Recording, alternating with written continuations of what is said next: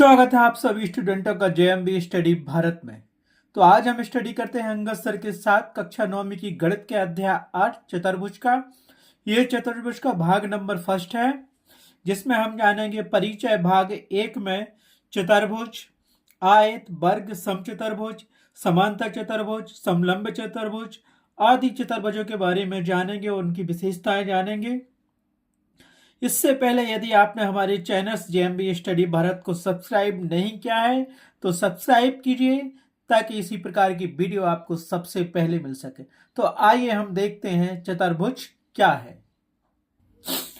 चतुर्भुज, जिसको हम इंग्लिश में क्वाड्रिलेटरल कहते हैं। चतुर्भुज क्या है, चतुर्भुज की परिभाषा लिखी, यह भी पूछ सकता है वो। तो चतुर्भुज की परिभाषा यहां दी गई है। चार रेखा खंडों से निर्मित एक बंद आकृति को हम चतुर्भुज कहते हैं।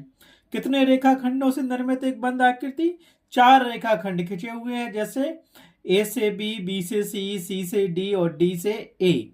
ये चार रेखा खंड खिंचे हैं, इनसे जो निर्मित बंद आकृति है उसको हम चतुर्भुज कहते हैं। दूसरा दिया गया है ए बी सी डी, तीसरा दिया गया है ए बी सी डी और एक और दिया है ए बी सी डी। ऐसी किसी भी प्रकार की आकृति हो जो चार रेखा खंडों से बनी हुई है और बंद है तो उसको हम क्या कहेंगे? चतुर्भुज कहेंगे। चतुर्भुज समझ में आ गया? ठीक है। अब हम चलते हैं चतुर्भुज के प्रकार। सबसे पहले देखते हैं हम समलंब चतुर्भुज, जिसको इंग्लिश में हम ट्रिपेजाइयम कहते हैं। समलंब चतुर्भुज को हम ट्रिपेजाइयम कहते हैं। ऐसा चतुर्भुज जिसकी दो भुजाएं आपस में समानांतर हो उसे क्या कहेंगे हम? समलंब चतुर्भुज कहेंगे। ऐसा चतुर्भुज जिसकी दो भुजाएं आपस में समानांतर हो उसे समलंब चतुर्भुज कहा जाता है। जैसे एक डायग्राम बना हुआ है ए बी सी डी, तो यहाँ से ए बी भुजा समानांतर है सी डी भुजा की। इनको आगे पीछे कितना ही बढ़ाया जाए ये दोनों भुजाएं आपस में ना तो कभी मिलेंगी और ना ही एक दूसरे को आपस में काटेंगी। तो ये समांतर भुजाएं हो गई। ए बी भुजा समानांतर है सी डी के, तो इसको हम क्या लिख सकते हैं? कहना चाहिए कि यहाँ से ए बी भुजा समानांतर है सी डी के। शर्त यही थी। ऐसा चतुर्भुज जिसकी दो भुजाएं आपस में समानांतर हो उसे समलंब चतुर्भुज कहते हैं। ठीक है। अब समलंब चतुर्भुज का क्षेत्रफल क्या होता है? 1/2 गुणित समांतर भुजाओं का योग, मतलब A B plus C D गुणित ऊंचाई। ये ऊंचाई है तो इसको हम कह देते हैं ए, इसको ई दे दिया तो ये ई क्या हो गई? इसकी ऊंचाई हो गई। ठीक है। तो समांतर चतुर्भुज का क्षेत्रफल बराबर होता है समलंब चतुर्भुज का क्षेत्रफल बराबर होता है 1/2 गुणित समांतर भुजाओं का योग गुणित ऊंचाई। ठीक। और समलंब चतुर्भुज का परिमाप बराबर होता है सभी भुजाओं का योग। मतलब कौन कौन सी भुजाएं? ए बी भुजा, बी डी भुजा, सी डी भुजा और ए सी भुजाओं का योग होता है क्या? समलंब चतुर्भुज के परिमाप के बराबर। इस प्रकार आशा करता हूं कि आपको समलंब चतुर्भुज की परिभाषा और उसके सूत्र, क्षेत्रफल और परिमाप का सूत्र आपको ज्ञात हो गया होगा और इसको आप रख लेना क्योंकि ये एमसीक्यू क्वेश्चन में पूछता है। ठीक है। अब चलते हैं चतुर्भुज के नेक्स्ट प्रकार पर। अब हम देखते हैं चतुर्भुज का सेकंड प्रकार, जिसको हम कहते हैं समचतुर्भुज और इंग्लिश में इसको कहते हैं रोम्बस। ऐसा चतुर्भुज जिसकी सभी भुजाएं आपस में बराबर हों तथा आमने सामने का कोण भी आपस में बराबर हो तो उसे हम समचतुर्भुज कहते हैं। अब सभी भुजाएं आपस में बराबर हैं तो वर्ग भी हो सकता है, लेकिन इसने क्या कह दिया कि आमने सामने के कोण आपस में बराबर हों। ठीक है। जबकि वर्ग में क्या होता है? उसके चारों कोण बराबर होते हैं, लेकिन समचतुर्भुज में एक अंतर है, इसके आमने सामने के कोण बराबर होते हैं, चारों कोण बराबर नहीं होती, भुजाएं वाली बराबर होती है। जैसे एक एग्जाम्पल दिया गया है ए बी सी डी, एक क्या है? समचतुर्भुज है।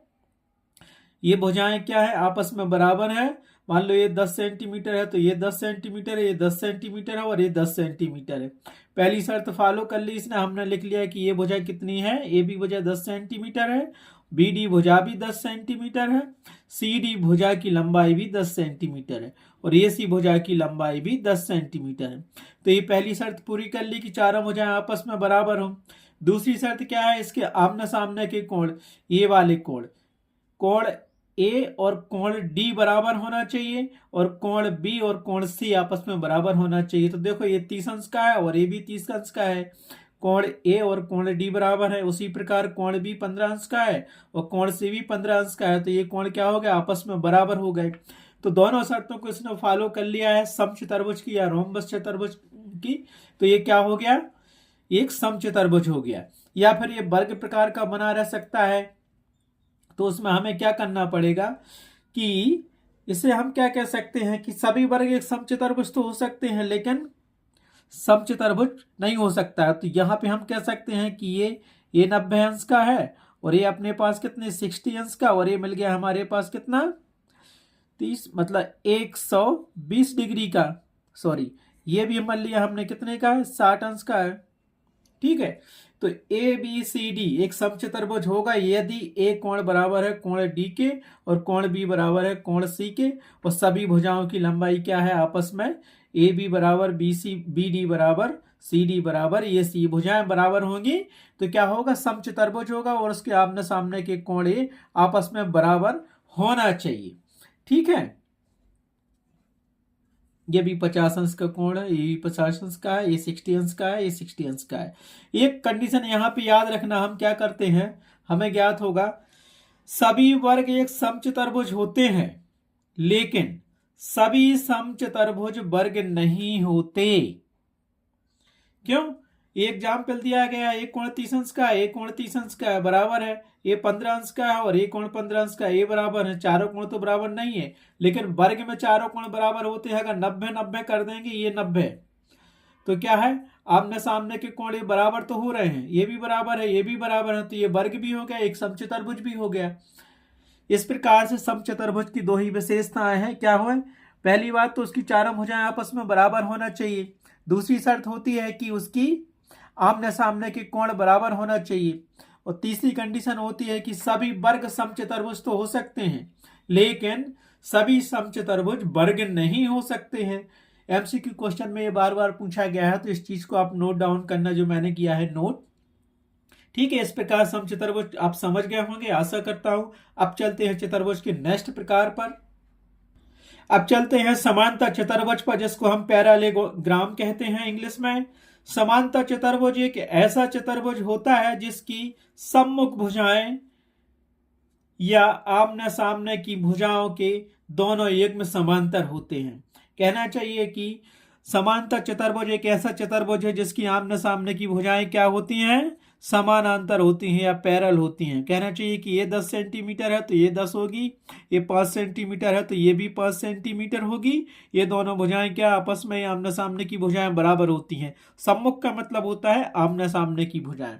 तो समचतुर्भुज हम क्या कहेंगे, ऐसा चतुर्भुज जिसकी आमने सामने की भुजाएं बराबर होती हैं। जैसे यहां से ये ए बी भुजा बराबर, ए बी भुजा किसके समानांतर है, सी डी भुजा के, ये भी भुजा समानांतर है सी डी के, और ए सी भुजा किसके समानांतर है, बी डी भुजा के समानांतर है या बराबर है। तो उसको हम क्या कहेंगे, समानांतर चतुर्भुज कहेंगे। और दूसरी शर्त होती है समानांतर चतुर्भुज के विकर्ण आपस में बराबर नहीं होते हैं। अब चलते हैं पतंग चतुर्भुज।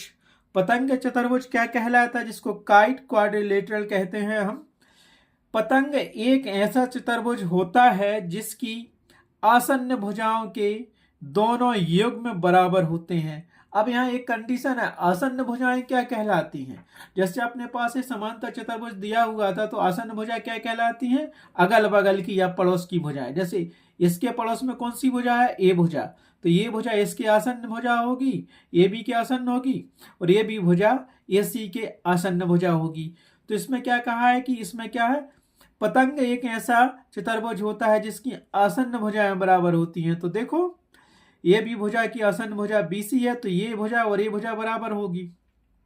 आमने सामने तो केवल ये पढ़ रही हैं, इसमें आमने सामने की भुजाएं बराबर नहीं होती। पतंग चतुर्भुज में आसन्न भुजाएं बराबर होती हैं। इसके आसन्न में ये दी है, ये बी की आसन्न भुजा BC है और BC की आसन्न भुजा ये भी है, तो ये दोनों बराबर हैं। और ये डी की आसन्न भुजा CD है, तो ये दोनों भुजाएं आपस में क्या बराबर होती हैं। तो पतंग चतुर्भुज उसे कहते हैं जिसकी आसन्न भुजाएं बराबर होती हैं। इस प्रकार से आपको समांतर चतुर्भुज और पतंग चतुर्भुज की परिभाषा ज्ञात हो गई होगी, इनकी विशेषताएं क्या है ये भी आपको मालूम होगा। अब चलते हैं हम नेक्स्ट चतुर्भुज पर। अब देखते हैं आयत या रेक्टेंगल। ये भी आयत एक चतुर्भुज का ही प्रकार है। इसको हम कह सकते हैं आयत चतुर्भुज या रेक्टेंगुलर क्वाड्रिलेटरल्स। ऐसा चतुर्भुज जिसके आमने सामने की भुजाएं आपस में बराबर हों तथा अंदर का या अंदर के सभी कोण समकोण हो तो उसे हम आयत कहते हैं। ठीक है, अब याद रखना कि हमने समांतर चतुर्भुज में कहा था आमने सामने की भुजाएं क्या हो, समानांतर हो या सम्मुख भुजाएं समानांतर होना चाहिए। यहाँ पे कह रहा है कि आपस में ये भुजाएं क्या है, बराबर हो। अगर ये भुजा 10 सेंटीमीटर की है ये भी, तो इसके सामने की भुजा सी डी भी 10 सेंटीमीटर होना चाहिए। पहली शर्त पूरी। ठीक है, और यहाँ पे ये सी भुजा अगर 5 सेंटीमीटर की है तो ये बी डी भुजा भी 5 सेंटीमीटर की होना चाहिए। और दूसरी शर्त क्या होती है आयत की, आयत के ये विकर्ण बराबर होते हैं। कौन सा, ए डी विकर्ण बराबर होगा बीसी विकर्ण के। ये विकर्ण भी आपस में क्या होते हैं, आयत में बराबर होते हैं। और तीसरी बात, जो कोण ये बनते हैं ना, कोण ए, कोण बी, कोण सी, कोण डी, ये हमेशा कोण बराबर होते हैं। या तो 90 डिग्री के होंगे, चारों कोणों का मान कितना होता है, 360 अंश होता है, यही हम जानते हैं। तो ये कह रहा है कि आयत किसे कहते हैं, ऐसे चतुर्भुज जिसके आमने सामने की भुजाएं आपस में बराबर हो तथा उसके अंदर के सभी कोण आपस में बराबर हो या समकोण हो, अंदर के सभी कोण अर्थात 90 अंश के हो, तो उसको हम आयत कहेंगे। आयत की एक शर्त और होती है, आयत के दोनों विकर्ण आपस में बराबर होते हैं। इस प्रकार आपको समझ में आ गया होगा कि रेक्टेंगल क्या कहलाता है। रेक्टेंगल के बारे में कुछ और विशेषताएं हैं तो वो हम देखते हैं, जो एमसीक्यू क्वेश्चन के बारे में लोग पूछते हैं। आयत में क्या होती हैं, 4 भुजाएं होती हैं, जिसमें से आमने सामने की भुजाएं क्या होती हैं, बराबर होती हैं। जैसे ए बी भुजा बराबर है सी डी भुजा के और ए सी भुजा बराबर है बी डी भुजा के। विकर्ण ए डी बराबर है बी सी के। प्रत्येक कोण आयत का क्या 90 अंश का होता है, अर्थात प्रत्येक कोण आयत का समकोण होता है।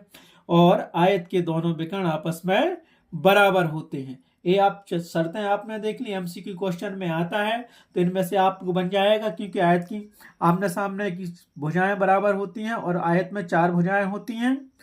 आयत का प्रत्येक कोण 90 अंश का होता है या समकोण होता है, क्योंकि समकोण की माप 90 डिग्री होती है। आयत के दोनों विकर्ण आपस में बराबर होते हैं। इस प्रकार से चतुर्भुज का एक प्रकार आयत या रेक्टेंगल भी कंप्लीट हुआ है। आशा करता हूं कि आपको समझ में आ गया होगा।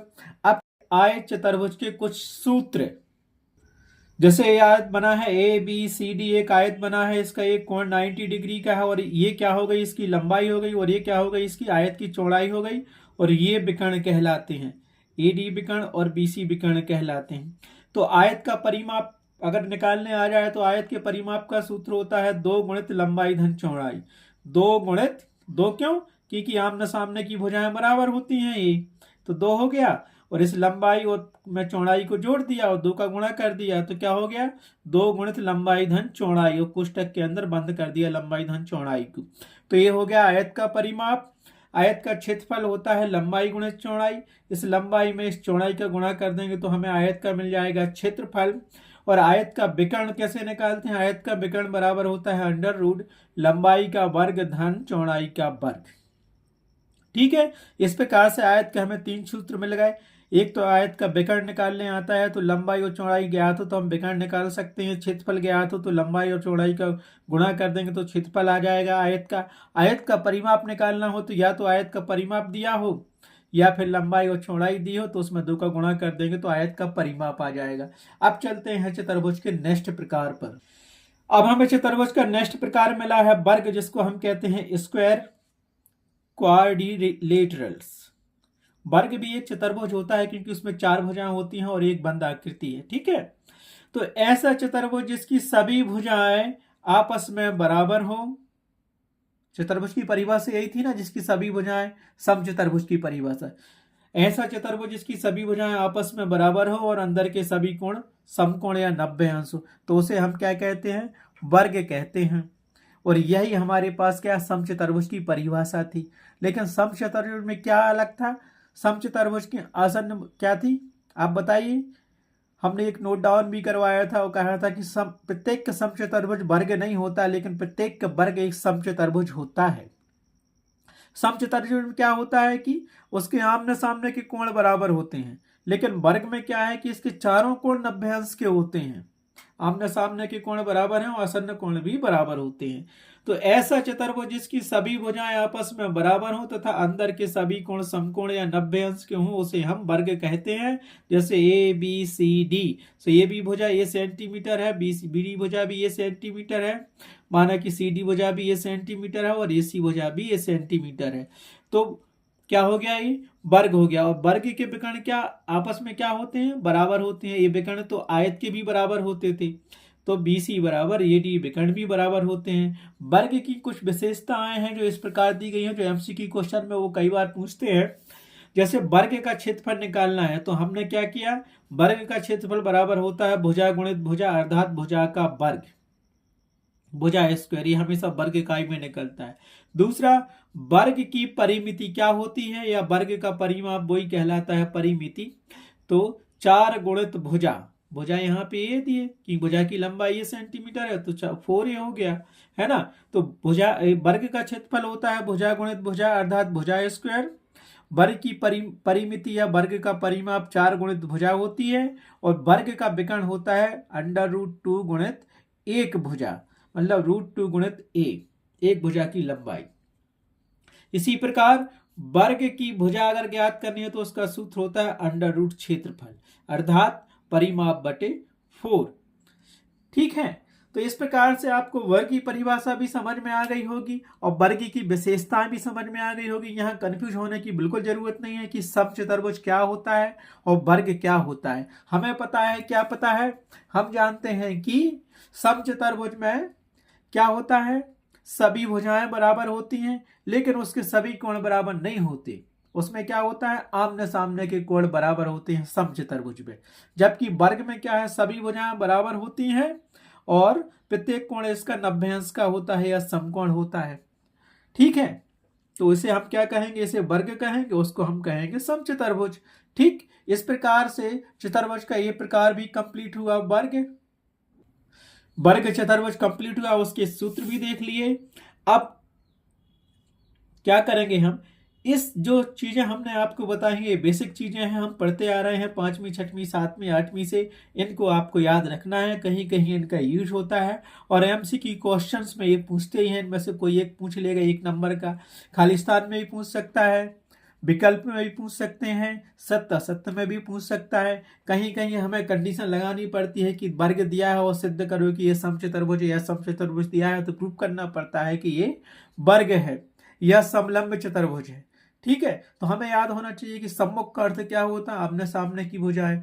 आसन्न भुजा का अर्थ होता है कि आस पड़ोस की भुजाएं। ठीक है, इनके कोण भी हमें इन परिभाषाओं से मिल जाते हैं। जैसे वर्ग का प्रत्येक कोण क्या होता है, 90 अंश का होता है, समकोण का होता है। इनके फार्मूले भी आपको याद रखने हैं। आयत और वर्ग के विकर्ण बराबर होते हैं। आयत और वर्ग के प्रत्येक कोण क्या होता है, समकोण 90 अंश का होता है। लेकिन अंतर क्या, आयत और वर्ग में भी अंतर है। आयत में क्या है, आमने सामने की भुजाएं बराबर होती हैं और वर्ग में सभी भुजाएं एक समान होती हैं। बस उनके विकर्ण भी आपस में बराबर होते हैं। वर्ग और आयत के विकर्ण आपस में बराबर होते हैं और प्रत्येक कोण 90 अंश का होता है, आयत का भी और वर्ग का भी। अंतर क्या है, केवल इसकी सभी भुजाएं बराबर होती हैं वर्ग में, लेकिन आयत में क्या है, ए भुजा और ए भुजा आपस में बराबर होंगी। ठीक है, तो आज के वीडियो में बस इतना ही। Thanks for watching my video.